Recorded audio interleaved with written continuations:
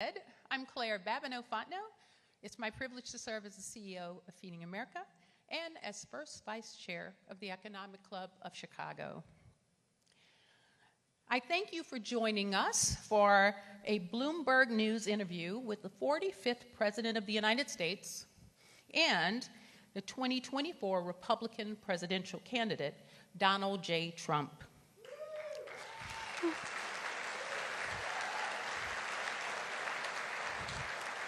He will be interviewed by Bloomberg editor-in-chief John Micklethwait.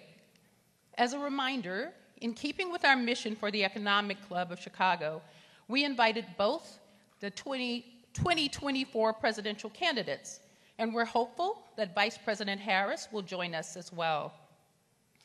One important note, this program will be live on Bloomberg platforms and on the ECC YouTube channel. We ask that during the program, the room stay quiet while we are broadcasting. Okay, now on to the reason that we're all here today.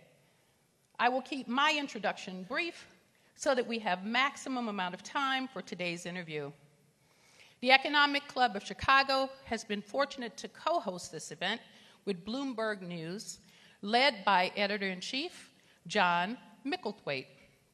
Born and educated in the UK, John started his career at Chase Manhattan Bank before becoming a journalist at The Economist, and later its editor, and then Bloomberg editor-in-chief in 2015. He is also author of several books, including The Wake-Up Call, Why the Pandemic Has Exposed the Weakness of the West and How to Fix It. There's no better person to lead a discussion about global business, politics, and the economy. Please join me in welcoming Bloomberg editor-in-chief, John Micklethwait.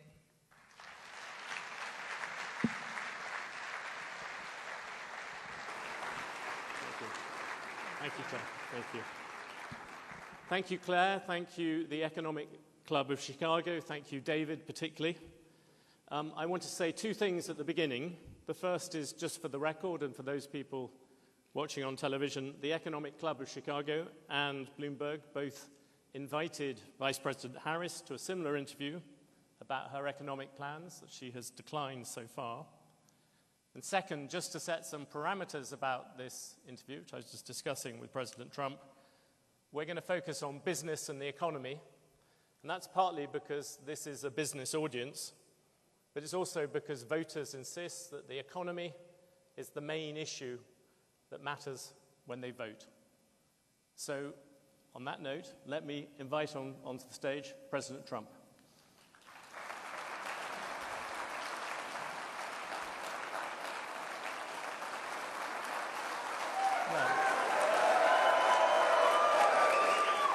Thank you. Thank you very much.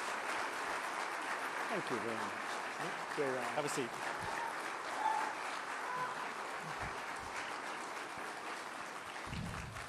I like that crowd. That's a nice group of people. Thank you very much. Standing ovation. Thank you. President Trump, thank you for doing this, as we Thank said, and you heard the reception there. The business people of Chicago, like everywhere else, they like a lot of the things you want to do in terms of tax cuts and some of the spending proposals, but like many business people, what they're often worried about is the cost. Mm-hmm. And the Committee for a Responsible Federal Budget, which is a bipartisan outfit, put out some predictions the other day. If you add up all the promises you've made, and your plans would add $7.5 trillion to the debt. Mm-hmm. That's more than twice the total for Vice President Harris. You're on course to push up debt up to 150% of GDP. This is a very business-like audience. Yeah. Why should they trust you with that? Because we're about growth. She's got no growth whatsoever, and we're all about growth. We're going to bring companies back to our country. You look at, even today, as I was driving over, I see these empty, old, beautiful, like steel mills and factories that are empty and falling down. Some have been converted to senior citizens' homes, but that's not going to do the trick. And we're going to bring the companies back. We're going to lower taxes still further for companies that are going to make their product in the USA. We're going to protect those companies with strong tariffs, because I'm a believer in tariffs. I'm not sure that you are. I don't think you are, but I congratulate you on your career. But to me, the most beautiful word in the dictionary is tariff. And it's my favorite word. It needs a public relations firm to help it. But to me, it's the most beautiful word in the dictionary. Tariffs, do you think that will bring in the revenues? To use another bipartisan group, Yeah, Peterson Institute, they say they only bring in $200 billion. That is that's barely the cost of 2 of your promises. Yeah, but that's like, for what company are you talking about, okay? Look, I've brought in with tariffs, and I was just getting started. Then COVID came, and we had because I tell you what, I did a very good job in COVID. Nobody knew what the hell it was. I call it the China virus because I like being a little more accurate. But when that came, but we got hundreds of billions of dollars just from China alone, and I hadn't even started yet. But tariffs are two things, if you look at it. Number one is for protection of the companies that we have here and the new companies that will move in, because we're going to have thousands of companies coming into this country. We're going to grow it like it's never grown before. And we're going to protect them when they come in, because we're not going to have somebody undercut them. And I could give you an example of this if you want. Would you like me to? Because it just Give me a quick example, and I will come back. I just found out about it. So I've been talking about for the last year about Detroit and how horribly it has been. It's just horrible, because we've been talking about Detroit's coming back for 40 years. And it's never come back. And it's very dependent on the car industry. Well, they've lost 60% of the business over a long period of time. And what happened is I found out a friend of mine builds auto plants. That's all he does. He builds auto plants. That's what he's good at. He doesn't want to build an apartment. All he wants to build and he builds the biggest in the world. And for the last year and a half, if anybody's heard me speak, I was talking about Mexico as a tremendous challenge for us right now, tremendous. China is building massive auto plants in Mexico. And they're going to build them, and they're going to take those cars and sell them into the United States. They're very near the border. And they're going to have all the advantages and none of the disadvantages. And that's going to be the end of Michigan. It's going to be the end of, frankly, South Carolina. Going to be the end of everything. So I've been talking about this, and I said to him about 9 months ago, I said, you know what? I want you to do me a favor, John. His name is John. I don't want to give his last name because he might not like it. But I said, I want to see an auto plant. I want to go and see one of these. You press a button and everything works, right? I want to see one of the big ones. He said, all right, good. I said, where do we go? I'd like to go to Michigan. I'd like to go to someplace in the United States. He said, no, we can't do that. Why? We're not building anything big in the United States. That's not where we don't build the big ones here. I said, where are you building the biggest ones? He said, in Mexico. We're building giant plants, the biggest plants anywhere in the world. In Mexico, I said, so you mean they're going to make cars cheaply? They have advantages over labor and other things, and they're going to sell them into the United States, and they're going to put Michigan out of business. Is that what? I don't know anything about that. All I do is build the plants. If you want to see a plant, we'll go to Mexico. I'll show you the biggest plant in the world. That was 9 months ago. I saw him, and I talked about it all the time because I think it's a serious threat to our country, because not only autos, but other things. So then I see him. 2 days ago, I was talking at another club, very nice club, and like this, except, I don't know, I think you people are probably even wealthier, okay? This was in Detroit, okay, which was appropriate. And I was showing them all sorts of charts about how their car, it's just gone down. It's like terrible. And I saw him, and I said, oh, how are you doing? How have you been? I said, could I ask you, how are those plants that you mentioned, those giant plants that you're building in Mexico, how is that coming along? Have you finished them? No, sir. They abandoned the project when they heard you're running. They abandoned the project when they saw that you were winning and doing well. I said, wow, isn't that beautiful? All the same. Because I told them, and I said it publicly, they're not going to sell one car into the United States. I said, if I run this country, if I'm going to be president of this country, I'm going to put a 100, 200, 2,000% tariff. They're not going to sell one car into the United States because we're not going to destroy our country because I know you're an anti-tariff guy, but I'm the exact opposite. If I had, there was no other way I could have stopped them other than What am I going to do? Negotiate with Mexico or China? You're not going to get anything from that. I said I'm going to put a 100, 200, or 300. I'm going to put the highest tariff in history, meaning I'm going to stop them from ever selling a car into the United States. So I just see the guy by accident. I see him. He says, sir, they've abandoned the, and by the way, they built foundations. They were really rocking. They were going to do it.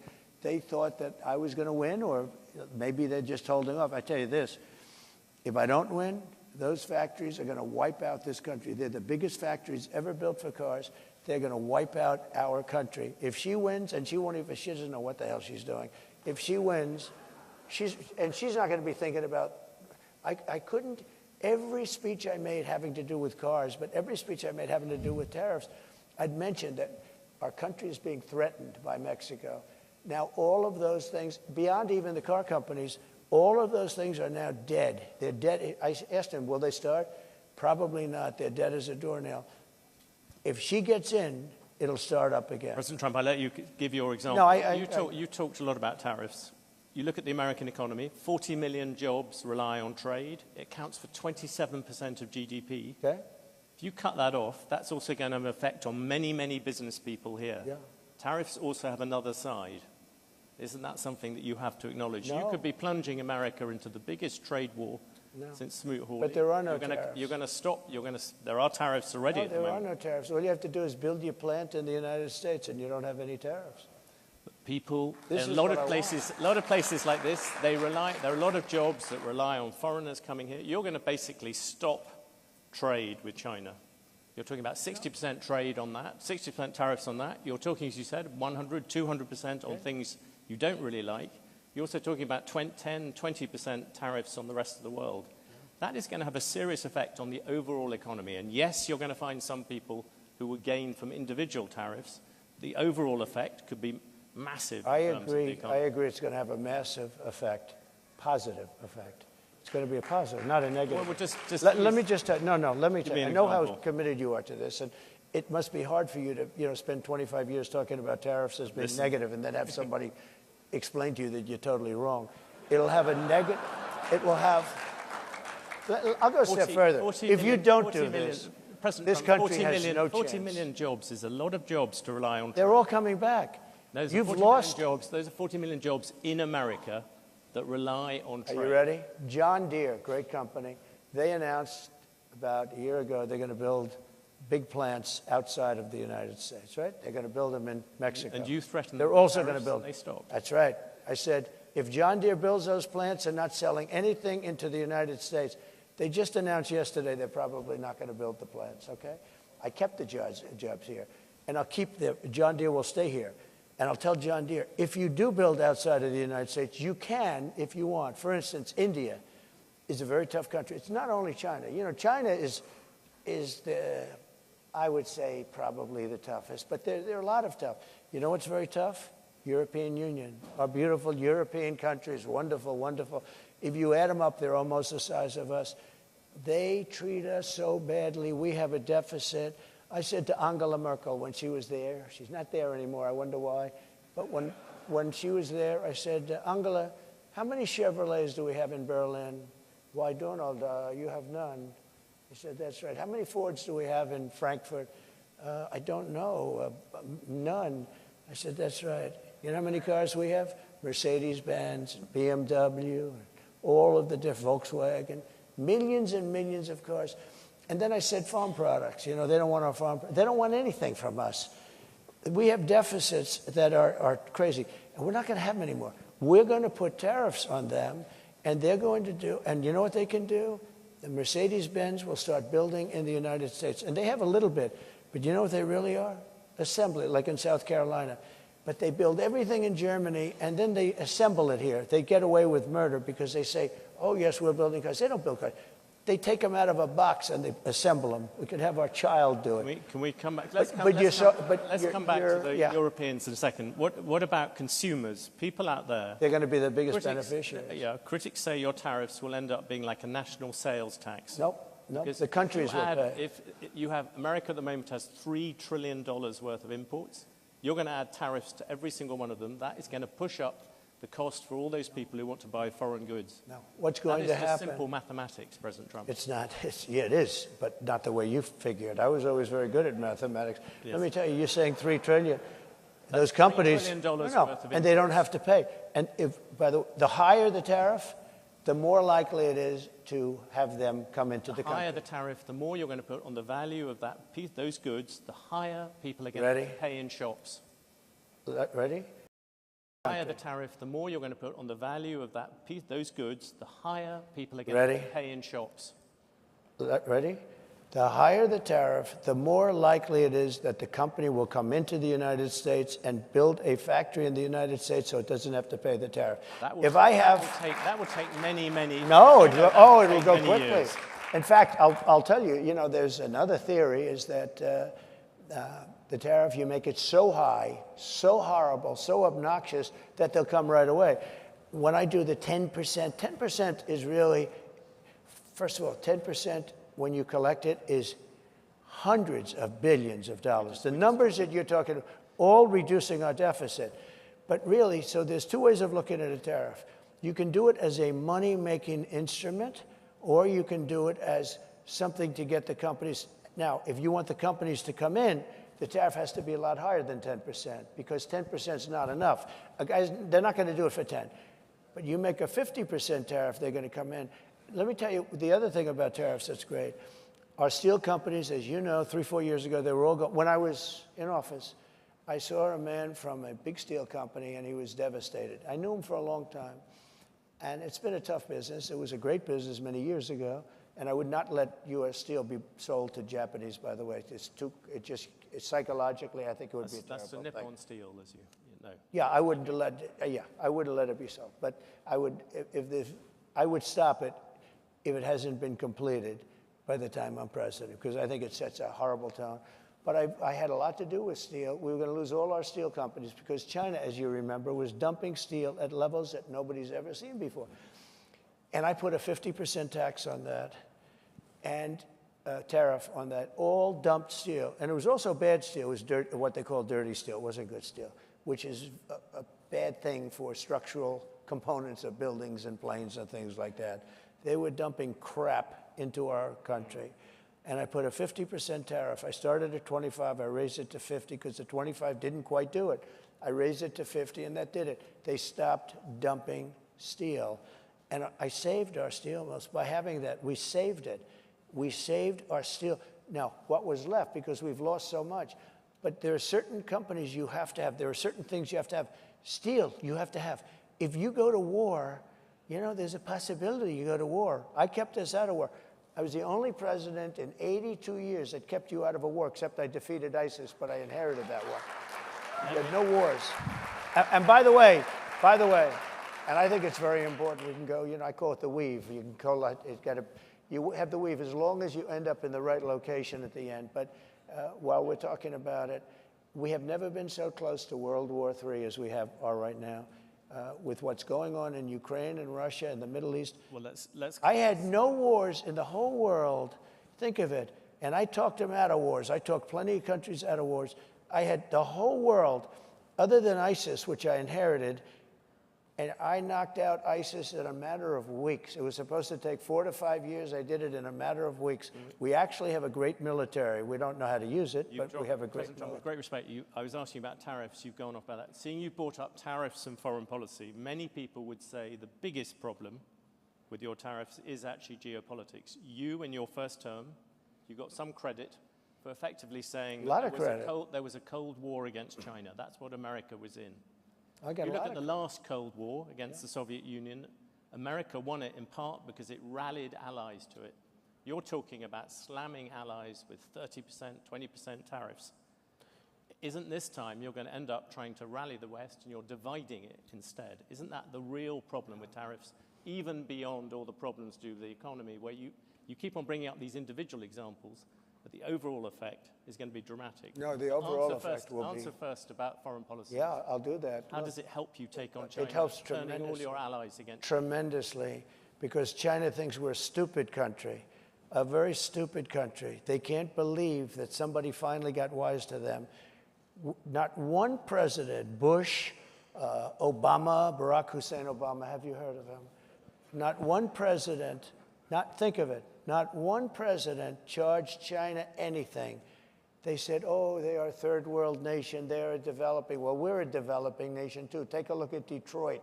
Take a look at our cities. We're a developing nation. We have to develop more than they do.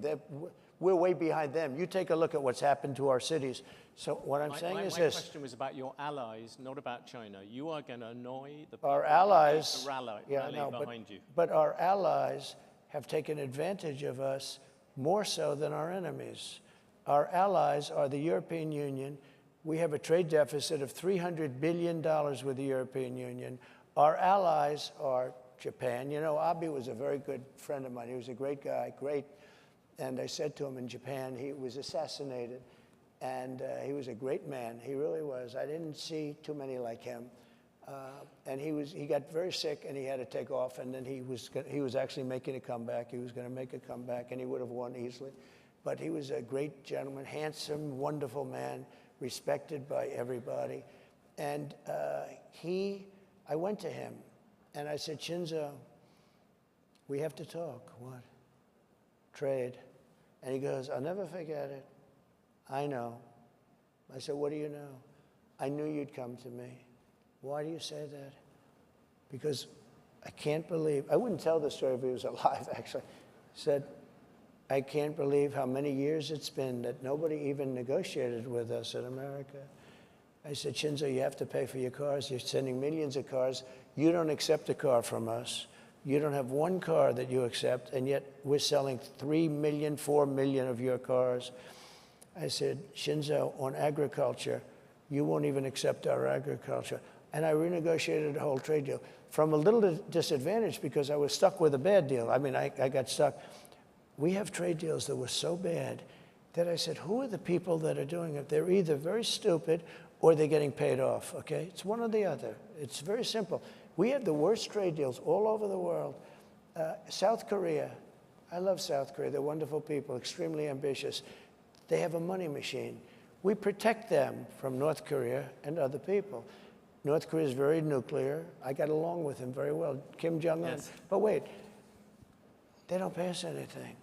And I said, this is crazy. If I didn't put tariffs on, you know, the motor companies, the car companies, they make most of their money at small trucks. I put tariffs on China, but I put 27.5%.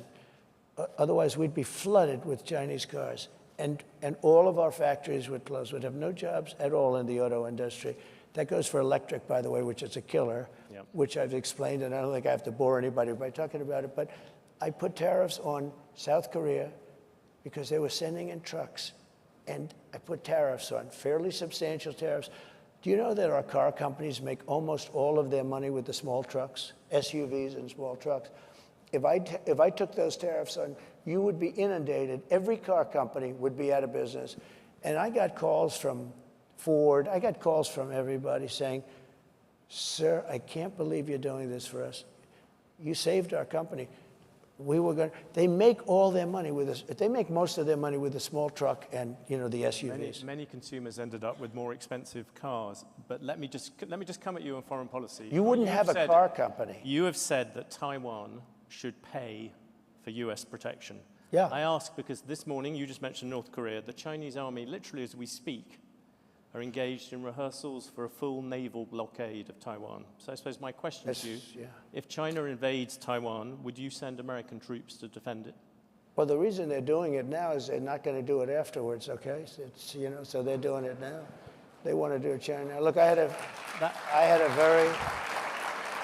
a very good relationship with President Xi, and a very good relationship with Putin, and a very good relationship with Kim Jong-un, who is a nuclear force that you won't even believe. And by the way, today it was announced for those that he just blew up the railroad going into South Korea. That means South Korea is now cut off from Russia and China and various other places. Cut off by rail. Mr. Trump, you just mentioned... No, but these are big things. I have to mention them. Yeah, you just mentioned Putin, though. And this has been this controversy of the past week. Can you say yes or no whether you have talked to Vladimir Putin since you stopped being president? Well, I don't comment on that, but I will tell you that. If I did, it's a smart thing. If I'm friendly with people, if I have a relationship with people, that's a good thing, not a bad thing, in terms of a country. He's got 2,000 nuclear weapons, and so do we. China has a lot less, but they'll catch us within 5 years. That sounds If very I have a much- relationship, sounds very much I don't like talk you about, did talk I don't to- talk about, no, I don't talk about that. You I don't, talk I about don't talking ever to say it. Netanyahu, you talk But I about can tell talking you to what, these people. Russia has never had a president that they respect so much, but more importantly, or less importantly, I guess, I went into Russia and people said, oh, he likes Putin and Putin likes him. Let me tell you, the first thing I did was terminated Nord Stream 2. Nobody ever heard of Nord Stream 2. It's a pipeline from Russia to Germany and all over Europe. I said, wait a minute, to NATO. I said, so let's get this straight. My first meeting, I said, so Putin's building the biggest pipeline in the world. He's going to Germany, but all over Europe.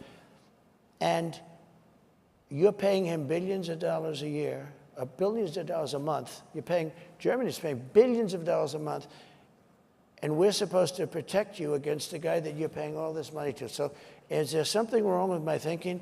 So he's building a pipeline to Germany, and we're spending, and by the way, until I got there, we were spending almost 100% for NATO because we had all these delinquent countries. They weren't paying.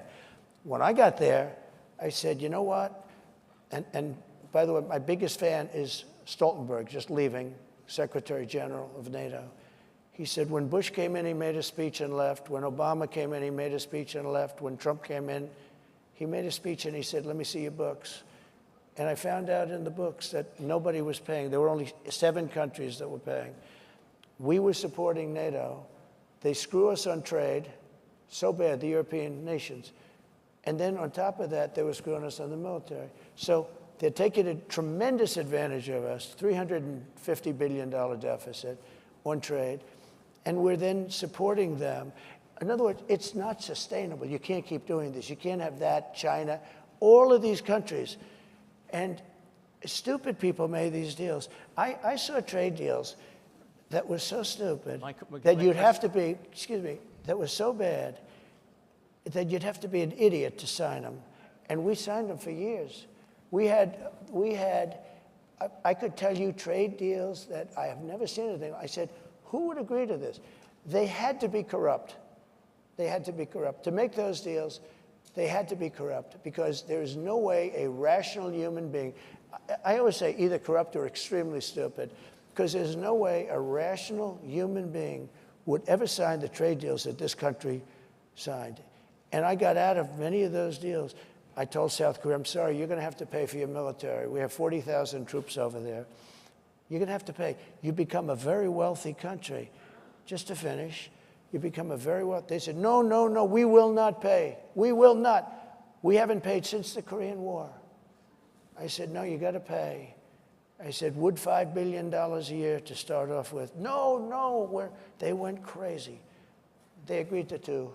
I got $2 billion for nothing. And I said, here's what we're going to do. They said, we can't agree to this because we have to go through Parliament. They have the Parliament or whatever their legislature is. I said, that's okay. I fully understand that. Make it $2 billion. But next year I'm going to talk to you again. And I was going to make it $5 billion. And they knew it was coming. The happiest people to see that it was Biden instead of Trump with them, South Korea. You know what they did? They cut off the deal that I made where they were paying us. They backed to nothing because they went back to Biden and they gave it to him for nothing. They were willing to pay. We have 40,000 troops in harm's way, very serious, because you have North Korea is a very serious power. They have tremendous nuclear power. And I said to South Korea, you got to pay. And they agreed to do it. And Biden then cut it back, and it's a shame. And I could tell you 50 deals. And if I were there now, they'd be paying us $10 billion a year. And you know what? They'd be happy to do it. It's a money machine, South Korea. You're going to mention Taiwan. You wanted to mention Taiwan. You mentioned Taiwan. You said you would defend them. You also seemed to imply that Putin, you would not. Putin, you seemed to imply that you had talked to him without actually confirming. I didn't imply. I said I don't comment on those things. What about? Can I ask you a particular thing about the dollar? You talked about wars at the New York Economic Club. You said that if you lost the dollar as a reserve currency, it would be like America losing a war. Yeah. You look at what you're going to do in terms of protectionism, I'll drive countries to use the other Yeah. currencies, Yeah. and all that debt is also going to lessen the dollar's status as the world's reserve currency. If Don't I'm you worry elected, about the that. dollar is so secure, your reserve currency is the strongest it'll ever be. And no say country. That, you said that, President Trump, at the moment there is a thing called the Trump trade in the markets. Do you know what that is? The Trump trade is very simple. People are betting that your policies are going to drive up debt, they're going to drive up inflation, so they're going to drive up interest rates. Yeah. Are the investors wrong? Yeah, I had 4 years no inflation. I had 4 years no inflation. But that was when you had much. I had 4 years. It's better than that. And Biden, who has no idea where the hell he is, okay? Biden went 2 years with no inflation because he inherited from me. And then they started spending money like drunken sailors. They spent so much money. It was so ridiculous, the money they were spending. They were spending on the Green New Scam. The Green New Deal. You know, it was conceived of by AOC +3. She never even studied the environment in college. She went to a nice college. She came out, she just said, the Green New Scam. She just named all these things. President Trump, wait a minute. The markets are looking at the fact you are making all these promises. Latest one was car loans. You're flooding the thing with giveaways. But we're going to grow. I was actually quite kind to you. I used 7 trillion. The upper estimate is 15 trillion. People like the Wall Street Journal, who's hardly a communist organization. Yeah, but you don't know. They have criticized you on this as well. You are running up enormous debt. What does the Wall Street Journal know? I'm meeting with them tomorrow. What does the Wall Street Journal know? They've been wrong about everything. So have you, by the way. You've been wrong about everything. You're trying to turn this. You've been wrong about it. No, you're trying to turn this into debate. There are it's not a debate. People, no, but you're wrong. You've been wrong. You've been wrong all your life on this stuff. You've been. Let me tell you about currency. You're going jumping a lot of different subjects. The reserve currency. Let's stick to reserve currency. That's where you started, right? The reserve currency is under threat because you have Iran, you have Russia, you have China. China's the one that you have to worry about because they want it. Yeah. They want to have the yuan be the thing of power. So here's what I'm doing. Again, I hate to go back to it. If somebody says, and I know countries want to get out because they don't respect our leadership, they look at this guy, they say, you got to be kidding, and she's worse than him. By the way, I never thought I'd say this. She is not as smart as Biden, if you can believe it. This is not what, we had 4 years of this lunacy, and we can't have it anymore. We're not going to have a country left. Okay, currency, very important. Yes. And if you want to go to third world status, lose your reserve currency. We have to have that. We cannot lose it. If you'll go to third world status in this country because you take a look at the way things are running. If a country tells me, sir, we like you very much, but we're going to no longer adhere to being in the reserve currency. We're not going to salute the dollar anymore. I'll say that's okay. And you're going to pay a 100% tariff on everything you sell into the United States. And we love your product. I hope you sell a lot of it into the United States, but you're going to pay 100% tariff. He will then follow it up by saying, sir, it would be an honor to stay with the reserve currency. That will be like just playing. That's not even chess, that's checkers. But you don't have listen to this, you don't have other people that can talk that way. You know, a lot of people say, we love Trump's policy, but we would like to have another messenger because we don't like him. He's a little bit crass. And then, actually, it was Lindsey Graham, I must say. He was a progressive, in all fairness. But Lindsey Graham said, but Trump's policy doesn't work without Trump. And there's a lot of truth to that. Macron was going to, nice guy, Emmanuel. He's a wise guy, but he's for France, and we're for the USA. You know this story. He was going to tax American companies doing business in France, a very substantial tax. And I told my people, I didn't even like the companies, but I'm representing American companies. So I said, call Macron and call his people and say, we're not going to stand for that. And I got Mnuchin and a lot of guys, smart guys, if I can finish. Yeah. I'll go longer if you want, if it helps, because you got to be able to finish. You move too quick. No, you got to be able to finish a thought because it's very important. This is big stuff we're talking about. You can't go that quickly. Gone from the dollar to so let me just tell you. So I said, Mnuchin, call him up and say, no way. He did, and he came back to see me. He said, they won't do it, sir, it's too late. I said to somebody else, you call him. Then I said, let me do it. And I called him. And I said, Emmanuel, you're taxing American companies very substantially. You're not doing it with other companies. You must think we're stupid. It's not going to happen. But Donald, I cannot do anything. It's too late. Or it was approved by a legislature. I said, that's okay. Here's the story. Every bottle of wine and champagne that you send into the United States, effective immediately, and I'm signing it as I speak, I'm charging you 100% on every bottle of wine and champagne. You know, they like the wine and champagne, right?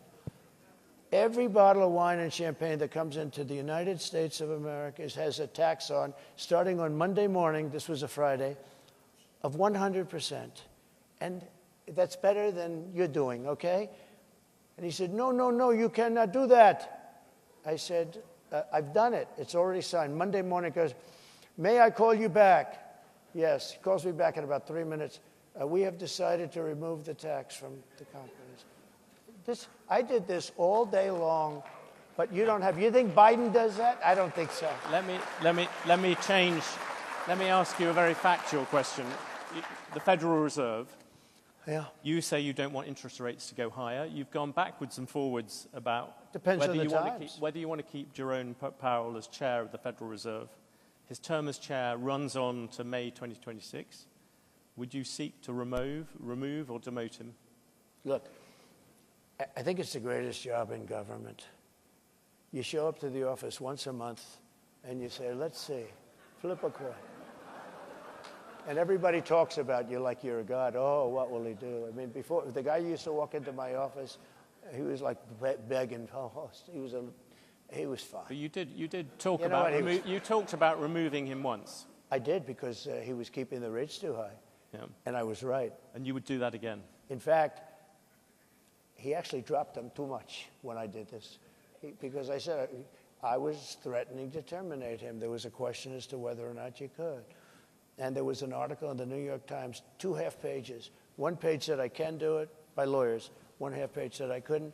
And that was enough for him. And he dropped the hell out of the rates. He dropped them too much. He went so, he dropped them actually too much. Okay. Here's the story.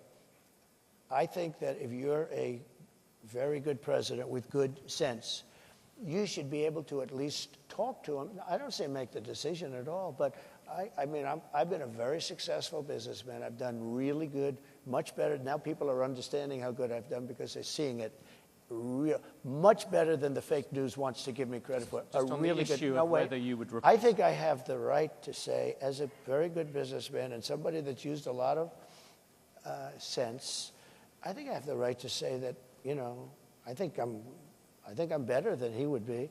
I think I'm better than most people would be in that position. I think I have the right to say I think you should go up or down a little bit. I don't think I should be allowed to order it, but I think I have the right to put in comments as to whether or not interest rates should go up or down. When you looked at the Supreme Court, you came up with a list of people I did. who you thought of replacing, bringing in as Supreme Court justices. Yeah. Would you do that with the Federal Reserve? Well, I no longer need it. It was a great thing. In fact, a lot of people said I got elected because of that. I was an unknown quantity. I was very known as a business guy, but I wasn't known as a political person or the leader of a country. And people were very worried about, you know, actually they were worried, am I going to be liberal, if you want to know the truth? And somebody said, would you come up with a list of 20 or 25 justices, in this case mostly judges, that you'd put in case it were necessary? Now, it's amazing because I got 3 in 4 years. Most people get none because, you know, you put them in, they're young. You tend to put them in young. Only stupid people put old. You know, you don't put old in because they're there for 2 years or 3 years. Right? So you put them in young. So I got 3. A lot of judges, a lot of presidents get none. I got 3. And I think they've been 3 great choices too, by the way. But just on by the way, I think they have been really great choices. But I got 3 judges, and you know what they want to do? They want to now put up to 25 justices into the Supreme Court, the radical left.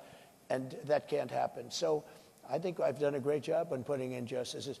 And 300 judges, and that made a tremendous difference in the country.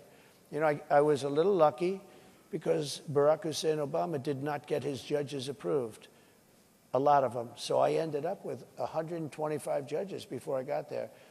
So again, most presidents don't even get to put a Supreme Court judge in because there's 9, and you know they're there for a long time. Most of them are there for a very long time. And I got 3, which is a very unusual situation. I got 3 in 4 years. Maybe we can change the subject to technology, seeing you wouldn't answer about the Federal Reserve. The US Justice Department is thinking about breaking up Alphabet, as Google likes to be known now. Should Google be broken up? I just haven't gotten over something the Justice Department did yesterday, where Virginia cleaned up its voter rolls and got rid of thousands and thousands of bad votes, and the Justice Department sued them that they should be allowed to put those bad votes and illegal votes back in and let the people vote. So I haven't gotten over that. A lot of people have seen that. They can't even believe it. The question is about Google, President Trump. Yeah, look, Google's got a lot of power. They're very bad to me, very, very bad to me. I mean, I can speak from that standpoint. They only have bad stories. In other words, if I have 20 good stories and 20 bad stories, and everyone's entitled to that, you'll only see the 20 bad stories. And I called the head of Google the other day, and I said, I'm getting a lot of good stories lately, but you don't find them in Google. I think it's a whole rigged deal. I think Google's rigged just like our government is rigged all over the place. You would break them up, in other words? I'd do something, but you have to have, look, I give them a lot of credit. They've become such a power. It's such a power, and you got to give them credit for that. How they became a power is, you know, really the discussion.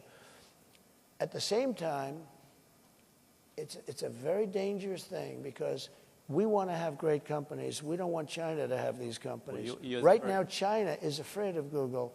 Right now, you know, China is a very powerful, very smart group of people. I will tell you that from very personal experience. There's an example of a Chinese tech company at the moment, yeah. TikTok. Yeah. You initially wanted to ban TikTok. Now you like it, apparently for some reason to do with Facebook. Yeah. There is a decision coming up, if you became president, its Chinese parent would have to sell it, I think it's by January the 19th. Would you force them to do that? So I originally had it all done, and then I said to Congress, your decision. I said, I'm not going to, you know, pull any strings, nothing. Your decision. You make it. But I had it all done. And I said, you make it. And they decided not to make it. I didn't care if they made it or not, because to me it was a flip of a coin. You know, you have some real First Amendment problems. You have a lot of problems. You just talked about Chinese technology, the need to defend against it. Yeah. TikTok and the threat people see to many kind of American children and things like that. Yeah, but why do you no longer see TikTok as a security threat? I think it is a threat. Frankly, I think everything's a threat. There's nothing that's not a threat. But sometimes you have to fight through these threats. You know, you can't just, like Google. I'm not a fan of Google. They treat me badly. But are you going to destroy the company by doing that? If you do that, are you going to destroy the company? What you can do without breaking it up is make sure that it's more fair. They do treat me very badly. Oh, and he told me, no way, you're the #1 person on all of Google for stories. I mean, which probably makes sense, to be honest with you. I actually believe most of them are bad stories, but these are minor details, right? And it's only bad because of the fake news, because the news is really fake. That's the one we really have to straighten. We have to straighten out our press, because we have a corrupt press. That's the one we really have. Can I ask you about Silicon? I was in Silicon Valley recently. You talked to the tech bosses there and the tech people, and there seems to be a real fear that what you would do with tech is you would hand it over to Elon Musk and say, you sort it out. No, I have great respect for Elon. Look, I saw that rocket ship come in yesterday and go right back to where it took off, to the gantry, I guess they call it. And I said, what the hell? I was on a phone talking about probably politics, and the television's on, and I'm seeing this big thing where the white paint was burned off it from the, thousands of miles an hour, the heat. and I see this big, massive tube that's 10 stories, 20 stories tall come down. I told the person on the phone, wait a minute, I'm seeing something that's, I don't believe it. Neither does anybody else here. And I said, wait a minute. I forgot the guy was on the phone. He waited for a half hour. And I watched that come down, and I watched it come down and come right in between those big levers. And I said, and it looked to me like it was going to crash. It was coming in hot. And all of a sudden, boom, you see the motor, the fire kick in. And I called Elon. I said, that's the most incredible thing. I said, can Russia do that? Nope. I said, can the United States do it? Nope. He's the only one that can do it. And I said, you now want to put him in charge of deregulation. Not deregulation, cutting. Cutting wasteful spending. Cutting. Every single which would president, include deregulation. I've got to approve it. Every president comes in and talks about cutting wasteful spending. Oh, there's tremendous ways. Give me an example of something you will do that will get rid of government spending. Well, let me give you an example. When I came into government, I was the first thing. An example going forward. Well, no, not but what you did in the past. this is going forward because it's the same thing. When I first sat down, a general came into my office and he said, "Sir, it's nice to meet you. Would you please sign this?" I said, "What is it?" It's a contract for a new Air Force One, which is actually 2 planes, not one, 2 Boeing 747. And I said, "How much is it?" $5.7 billion. So it's a hell of an expensive plane, but there's reasons for that. He said, "Nope, I'm not signing it." I said, "Who negotiated? Barack Hussein Obama?" I said, "I'm not signing it." Why? Because there's a lot of fat. He said, "I'm not signing it. It's got to have a 3 on it." Anyway, long story short, some of you have heard this. I got it down to, because first week they cut off $400 million. He said, "I'll cut." I met with the head of Boeing. Wait, Dennis. I said, "Dennis, you got to have a 3. 5.7 is too much. 5.7 billion. He said, "The most I'll take off is $400 million. I said, "Well, that's not bad for one conversation." So he got it down. I said, "Nope, I'm not accepting." Then he took off 2 more. Then he took off. Anyway, 2 months went by, 3 months went by. I thought we blew the deal, and it was okay with me. I didn't care. But we should have a new Air Force One. When we see these planes from Saudi Arabia, from different countries, brand new, and ours is like 32 years old, and it's a very different plane. It's a much smaller plane, the whole thing. The United States should have the best plane, I will tell you. Not for me, but we should have it. Let me just finish. Finish. So he said, he calls up after like 2-3 months. I didn't call him, which is the best way to buy something. Don't call back. And he goes, in fact, when he called me, I said, "I wonder what the hell he wants." That's a good way to negotiate, let me tell you. So he calls back, said, "Sir, $3,999,999,99 1 penny below $4 billion. So I said, "You got yourself a deal." Then I said to him, "Let me ask you a question. So you had a deal at $5.7 billion, and in a period of 2 months, I got $1.7 billion off. That means you were going to make $1.7 billion profit on an airplane. Did nobody ever negotiate with you?" "Well, not really, sir. This is the price." And they said, "We'll take it." And I said, and then I learned, that was my first experience, from that. But then I learned everything is like that. There is so much waste. So I'm getting, think of this, the exact same plane for $1.7 billion less, except I have a better paint job. Okay, much better paint job. A different color, red, white, and blue is beautiful. And if you look at every contract, that's one contract, and relatively small compared to most. Think of it. You save $1.7 billion because you negotiate. Every deal is like that. We're building ships that are costing 2-3 times more. Can you give me an example of something? There's tremendous waste, fraud, and abuse in our country. And if you could cut it, you would have a surplus without even going into growth. But growth, we will grow. We're going to bring companies and jobs in at levels that you've never seen. And you would never be able to do it because you're not a believer in tariffs. The only way, let me tell you, the only way you can do it is through the threat of tariffs. It's the only way you can do it. Can we come back to one thing on that? Deal making. You look out across this room, there's some big businesses, but a lot of small ones. A lot By of the big way, ones. you've given us a lot of examples of things where you've negotiated with the heads of big businesses. Right. Give you an example. When you put the tariffs on China, much smaller than you're planning to do at the moment, when you put them on, Apple came, you negotiated a difference for them. I did.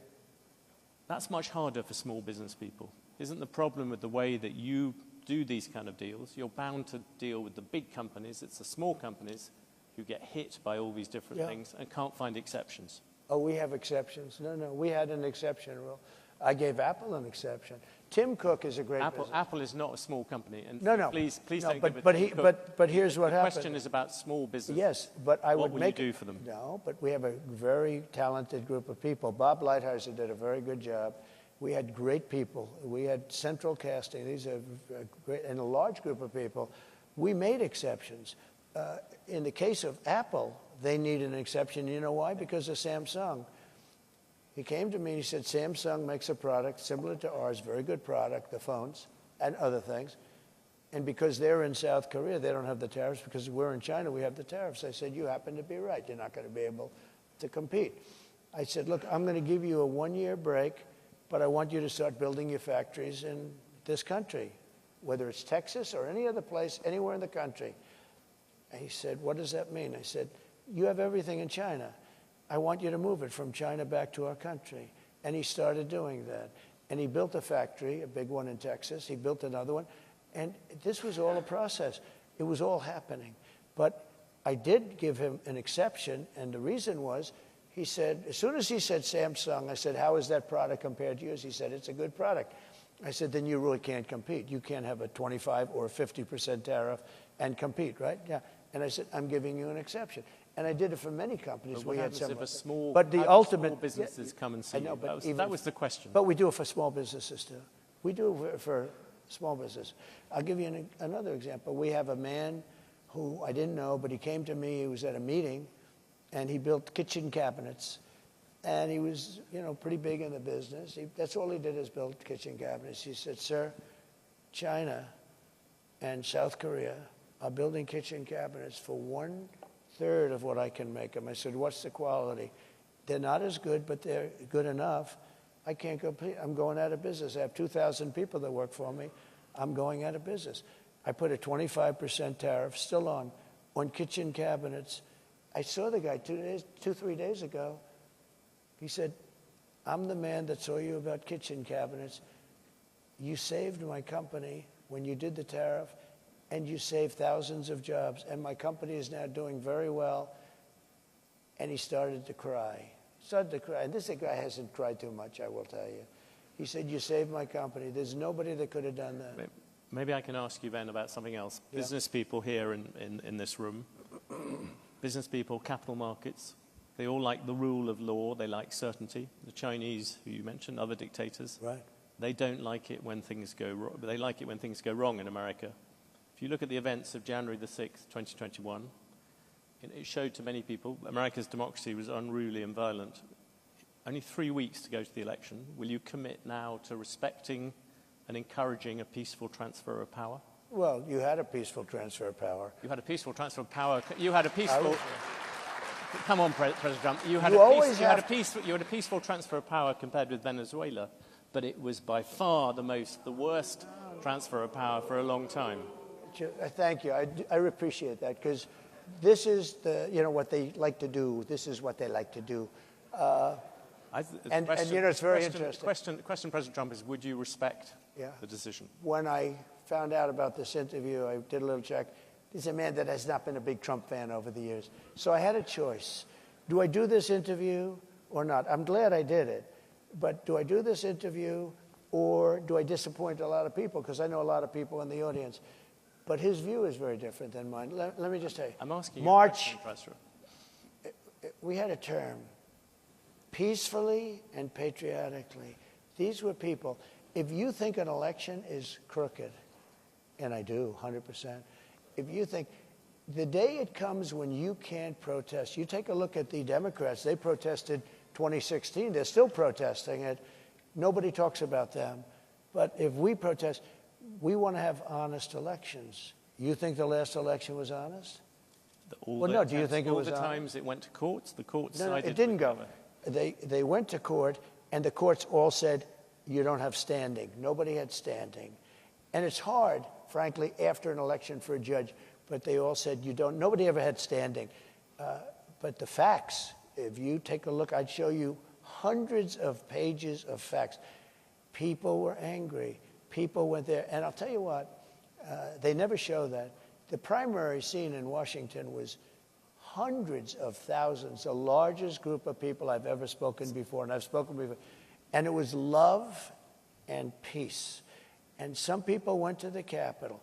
And a lot of strange things happened there. A lot of strange things with people being waved into the Capitol by police, with people screaming, go in, with that never got into trouble, you know? I don't want to mention names, but you know who they are. A lot of strange things happened. But you had a peaceful, very peaceful. I left the morning that I was supposed to leave. I went to Florida, and you had a very peaceful transfer. This was not a, and I'll tell you what, those people that did go dead, which was a tiny fraction of the people that went to Washington.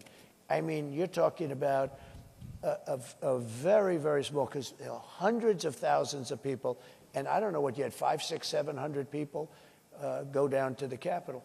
But those people, that was not one of those people had a gun. Nobody was killed except for Ashley Babbitt. She was killed. She was killed. She was shot in the head by a policeman that had what he did was horrible. President Trump, so I think we should be allowed to disagree on that. And obviously, you see by the reaction in this room, there's a lot of other people. Let's return to one other big subject you bring up repeatedly, immigration. Yeah. I know it's a very emotive issue for you, but just from the point of view of business people here, you look at the full effect of taking a lot of people out of the workforce, removing a lot of people. The Congressional Budget Office is banking on the fact that there'll be $9 trillion added to the GDP of America over the next 10 years by immigrants. You want to stop that process. For all the people who run businesses in the audience, I'm just focusing on the economic thing, are you prepared to say, look, it's fine to have a slightly smaller economy in exchange for having the immigration controls you want? Okay, simple answer. I want a lot of people to come into our country, but I want them to come in legally. I don't want to have murder. But that means you will have to deport.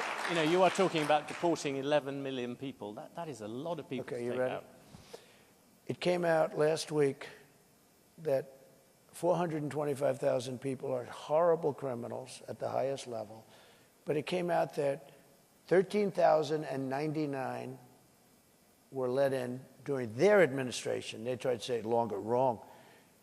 Over the last 3.5 years, 13,000 plus people came in, murderers. They're in jail for murder. Some were having the death penalty. They were all released into our country. 13,099 people were released into our country. We had drug dealers released. We had street gangs released. Look at what's happening in Aurora. But now I don't have to go with Aurora anymore. Look at what happened last night in Times Square, where rough migrants from all over the place. You know, it's not just South America. We have people coming in from the Congo, large numbers from the Congo and Africa. They came in, as of last night, I was speaking to Tom Homan, 180 countries, people came in. They came from prisons and jails. They came from mental institutions and insane asylums, a step above. They came from the terrorists. We had large numbers of terrorists come in. When I was president, we had the strongest border in the history of our country. I built hundreds of miles of wall, and walls work, by the way, hundreds of miles. We had the best numbers we've ever had. Now we have the worst numbers, and here's the problem. We have some of the worst criminals in the world coming in. Now, Venezuela, their crime has gone down at levels that nobody's ever seen before because they've taken their street gangs and their drug dealers and they've emptied their prisons, not fully because they can't get enough buses. They've emptied their prisons. They load up the buses and they drive them into the United States, and they're dropping their prisoners into our country. Their crime is down. Their numbers are crazy how low it's dropped. I heard 72, 74%. They've taken their gangs. They've taken their criminals off the street. They've taken their people out of mental institutions, which cost them a fortune, and they've taken them and dropped them into the United States of America. Those people have to be returned. We can't live with thousands of murderers and not. The issue I asked you about was the idea that if you reduce immigration, every economist will tell you, if you have fewer people, there is a smaller economy. I like immigration, but they've got to come in legally. Okay. Well, let's finish on two. No, I want to make sure. Look, I don't want to have people that have killed 9 people and they're a sadistic, crazy nut job. We have to have people that can love our country, that can that will obey the laws, everything else. You have hundreds of thousands of criminals being dropped in, and Venezuela is one country. Look at what they have done, though, in Aurora. They've taken over apartment complexes. They've gone into the real estate business. See, they're like us, except they've done it with MK, whatever the hell they're called, right? I mean, they have weapons that are so sophisticated, our military doesn't have them. They've taken over parts of cities. In Colorado, you have a place called beautiful Aurora. Take a look at what's happened to Springfield, Ohio, where they dropped 30,000 people into a community of 50,000 people, and it's total bedlam. The hospitals can't be used anymore by the residents. The schools can't be used by the children that were there last year because other people that don't even speak the language. The issue I asked you about, many companies here have a shortage of labor. Yeah, that's good. We'll take care of that. We're going to get people in here rapidly, and they're going to be people that want to be in here, and they're going to be people that can love our country and won't kill people because they don't like the way they look. These are killers. By the way, some of these killers are among the most evil killers. They will look at you down, the beautiful woman there, they'll look at you and they will kill you. These are seriously sick people. And no, I don't want them in our country. And they are in our country right now. And they're in there because Kamala Harris, who's our border czar, is an incompetent person. For the record, as you know, the crime rate is lower. Can I finish with 2 questions? The first, you just said it, you don't do old. You own and run businesses. Yeah. Would you appoint a CEO who was 78? You Yeah. give you a medical? Yeah, I would. Depends on this. I've met people like Biden, who's in bad shape. I wouldn't appoint him. He's 81 or 82. He's 4 years older. But I'd appoint. I know some of the smartest people I know. I know a man that made all of his money from the time he was 80 to 90, and he was a failure all his life. He was in the drinks business, the different. Strangely, you didn't bring this up but you were running against Joe Biden. No, I never attacked him for his age. In fact, I used to defend him on his age. I attacked him for his lack of competence. I've asked you all these questions. No, I never did. By the way, because I think it's important, and I know you do too. I know so many people in their 80s that are among. Bernie Marcus is 95, he founder of Home Depot. You have that conversation with him. He's just as sharp as he mentally. He's just as sharp as he ever was. He's 95. I can tell you that in their 90s, I don't want to get into the 90s stuff, but you know what?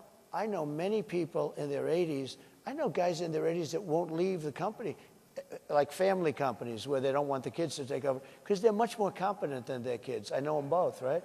So no, I would have no problem. And you do have another factor. You know, we've had some of our great on the Supreme Court. You just said some of our great world leaders are in the 80s, and if you look throughout history, some of our greatest world leaders were in their 80s. No, that would bother me. But you know, I took 2 cognitive tests, and I aced them both. I think that, frankly, people, regardless, should take, if they're 50 or 40, or I think people should take cognitive tests, not because of the age, but because of something else. Now, here's the problem. They say it's unconstitutional, okay? But I would love to see cognitive tests. I don't think she could pass a cognitive test. I mean, I've watched. I don't think she could pass a cognitive test. President Trump. You've gone over many issues on this. We've covered a lot of territory. I asked you many questions about things. One thing I haven't asked at all about is the state of the race. Yeah. And I had a question for you. On election night, which state would you look at first? Which state do you think this race is going to be decided by? So they say Pennsylvania, I would say most. I think we're doing very well there. I think you look at Michigan, too, and I'm doing very well there. You know, we don't have to look necessarily. The votes are starting to come in now. So you look at polls, but you can also look at the votes that are being cast right now. People get a pretty good indication. And based, as we discussed backstage, you know, based on the votes that are coming in so far, we're doing very well. I mean, we're way up in Pennsylvania. We're way up in Michigan. We're doing very well in Arizona. I saw Arizona. In fact, somebody said they're going to pull the plug in Arizona. They're going to give it up because it looks like we're quite a ways ahead. I think we're doing well. Look, this is a party, the Republican Party, of common sense. Forget about conservative, liberal. We're, let's say conservative, but we're really a party of, we need borders. We need fair elections. We don't want men playing in women's sports. We don't want transgender operations without parental consent. You know, there's so many things, but it's 99.9% is common sense. It really is common sense. And I like to say it. I don't know if anyone said it in the past, but I say we're really a party of common sense. And we want to have great people in our country. I want to have a lot of people come in so that you have your choice and so that they have choice. I want to, you know, I have a good heart. I have a heart where I want people to be taken care of. But I don't want to take in people where millions of people, 21 million people at least, have come in the last 3.5 years, unvetted, unchecked. We don't know anything about them. How about this? Gavin Newsom, he's the governor of California. Newsom. He signed Newsom, I call him. Yeah. But do you think... No, he corrected me. He corrected me. I said, that's the first time I've been corrected. There are CEOs out here, if they said those sort of things about a rival CEO, they'd be sacked. Do you think it's but they don't have to survive like me. They don't have to go through what I have to go through. There's never been a president that's been treated like me, so I have to fight my own way. Well, you made a very good job of... He signed a bill in California 2 days ago that you don't even have the right to ask a person for voter ID. And if you ask a person for voter ID, of course you have to show voter ID. The only reason you wouldn't do it because they want to cheat. The bill says you cannot, it's against the law for you to ask a person, may I please see your voter ID when he votes? What is our country coming to? Well, you've given us a tour d'horizon of where that country might be going to. Thank you very much. Thank you very much. Appreciate it. Thank you. For the conversation.